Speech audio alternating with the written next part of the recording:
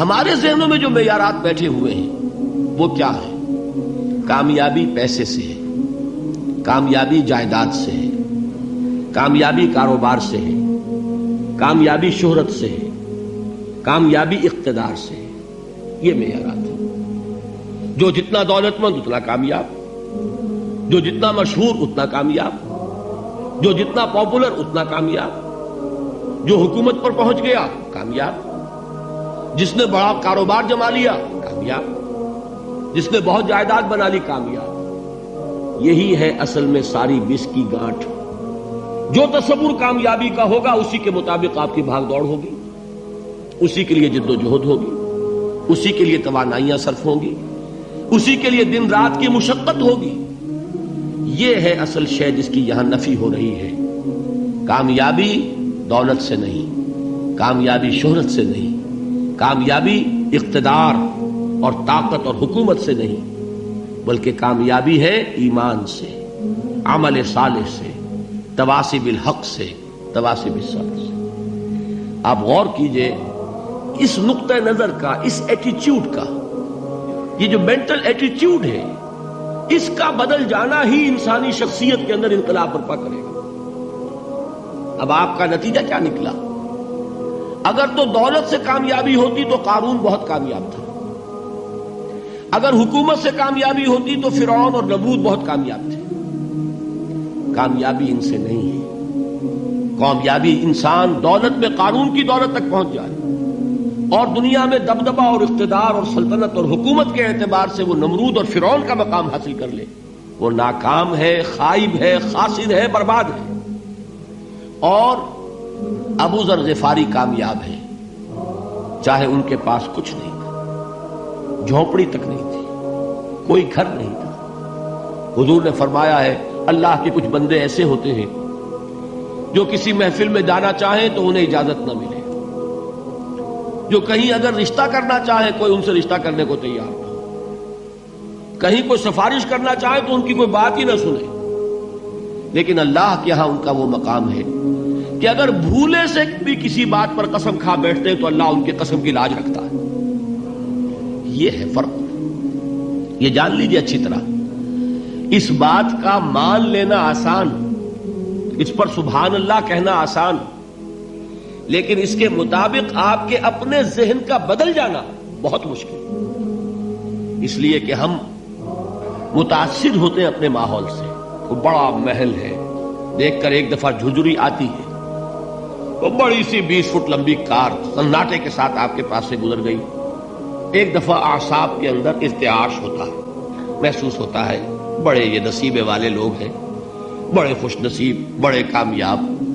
حالانکہ کچھ معلوم نہیں کہ یہی سب سے بڑی بد نصیبی ہو سکتا ہے کہ یہی سب سے بڑی ناکامی ہو. اگر ذہنوں میں یہ بات بیٹھ جائے کامیابی کس شے سے.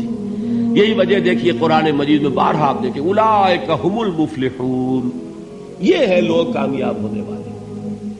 آج یہ آپ نے نماز میں وہ آیات سنی، یا ایھا الذین آمنوا ارکعوا واسجدوا واعبدوا ربکم وافعلوا الخیر لعلکم تفلحون. اے ایمان والو، رکوع کرو، سجدہ کرو، اپنے رب کی پرستش اور بندگی کرو اور اچھے کام کرو تاکہ تم کامیاب ہو جاؤ. تو کامیابی کن چیزوں سے ہے؟ یہ ہے سب سے بڑا سبق. یہ ہمارے دل میں اگر بات بیٹھ جائے، ٹھک جائے، تو زندگی بدل جائے گی. صبح و شام بدل جائیں گے، نقشے بدل جائیں گے، بھاگ دوڑ کا رنگ بدل جائے گا، ویلیو سٹرکچر بدل جائے گا. آج وہ ایک چیز نہایت اہم نظر آ رہی ہے، کل نہایت غیر اہم نظر آئے گی. جیسے کہ حضور کی حدیث ہے، مالی ولی دنیا، مجھے تمہاری اس دنیا سے کیا سروکار ہے. انما مثلی کراکب استظل تحت شجرۃ ثم راح فترکها. میری مثال تو اس سوار کی سی ہے جو تھوڑی دیر کے لیے ایک درخت کے سائے میں ٹھہرتا ہے سستانے کے لیے، پھر وہ اپنا راستہ لیتا ہے. اسے اس درخت سے مستقل تعلق اس کا نہیں ہے، وہ اس کا گھر نہیں، وہ اس کی منزل نہیں. اسی طرح یہ دنیا میرا گھر نہیں ہے. اب دیکھیے ہم کہتے ہیں انا للہ و انا الیہ راجعون، ہم تو مسافر ہیں، ہم اللہ کے پاس سے آئے، اللہ کی طرف ہمیں لوٹ جانا ہے. کن فی الدنیا کانک غریب و عابر سبیل. حضور فرماتے ہیں دنیا میں ایسے رہو جیسے کہ تم اجنبی ہو یا راہ چلتے مسافر. لیکن یہ طرز عمل کب ہوگا؟ جبکہ یہ آیت ہمارے ذہنوں کے اندر بیٹھ گئی ہو، والعصر ان الانسان لفی خسر الا الذین آمنوا وعملوا الصالحات وتواصوا بالحق وتواصوا بالصبر۔ یہ ہے اصل بات جو میں نے عرض کیا تھا کہ میں بتاؤں گا صحابہ کیوں ایک دوسرے کو یاد دلاتے تھے۔ اس لیے کہ دیکھیے جیسے برف باری اگر ہو رہی ہو، آپ باہر نکلیں گے تو برف آپ کے کپڑوں پر جم جاتی ہے نا، تو آپ جھٹکتے ہیں کپڑوں کو تاکہ برف ہٹ جائے۔ ہمارے ایمان پر اس دنیا میں رہتے ہوئے جب ہم متاثر ہوتے ہیں ماحول سے تو گردہ آ جاتا ہے، برف پڑ جاتی ہے، اس کو جھٹکتے رہنے کی ضرورت ہے۔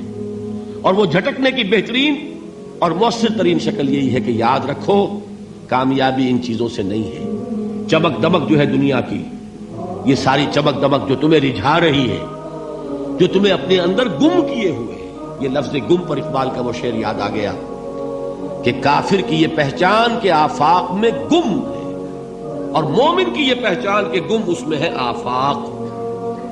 تم گم نہ ہو کر رہ جاؤ، اس میں مبہوت نہ ہو کر رہ جاؤ، مرعوب نہ ہو کر رہ جاؤ، دنیا ہی کی محبت تمہارے اوپر ڈیرے نہ ڈال دے، تمہارے دلوں کے اوپر مسلط نہ ہو جائے۔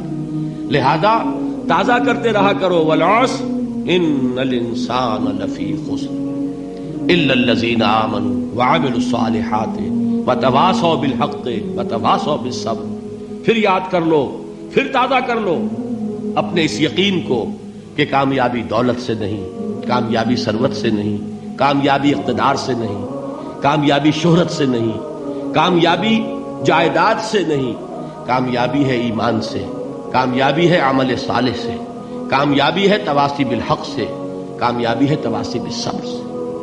یہ چار چیزیں ہیں کہ جو کامیابی کے لوازم